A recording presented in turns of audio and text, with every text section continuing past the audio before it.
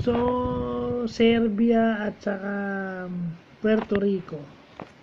So, nakita natin dun sa YouTube channel ng Game Time Highlights yung parang tune-up game ng Serbia at saka Puerto Rico. Well, lopsided, no? Hindi ko na tinapos. Saka nakakita third quarter, 80 points na yung 80 plus points na yung Serbia, na pero nasa 30 plus points pa lang yung Puerto Rico. So, lopsided by 50. Alam naman natin na ang Serbia ay isa sa pinaka top 10 teams ngayon sa FIBA World Rankings. Well, ikokore ko lang dahil ang Spain yung nag-champion nitong nakaraan, sila na yung number 1 ranked team. So, akala natin USA pa. So, ikokore ko lang na Spain na pala. Sa FIBA World Rankings, number 1 na yung Spain. Hindi lang natin alam kung pang ilan na yung US. No, kasi 7th lang sila sa FIBA World Cup nitong 2019 So, natural hindi na sila yung number 1. And obviously, nag-champion yung Spain. So, sila na yung number 1. So, yun. Yung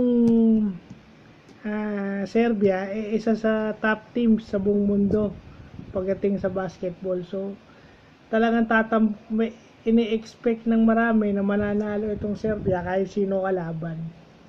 No, maganda sistema. Nandun pa si Bojan Bogdanovic na usual self, di ba? Paano mo tatalunin 'yon kung may mga kakampi ka ng magagaling at magaling ka pa, di ba? Kahit wala siguro si Jokic, okay lang, no?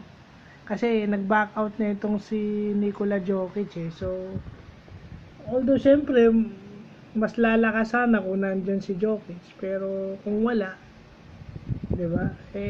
Hindi naman pwedeng kay Jokic lang umikot yung buong Serbian national team. Yun yung sinasabi, di ba? Kasi kagaya niyan, di ba? May isang player na wala sa national team, dapat yung ibang player pwede mong asahan.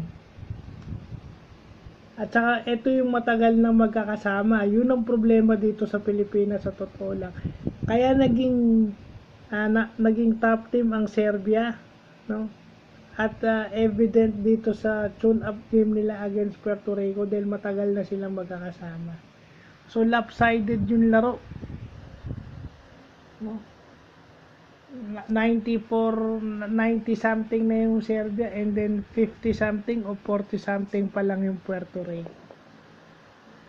Expected naman yun.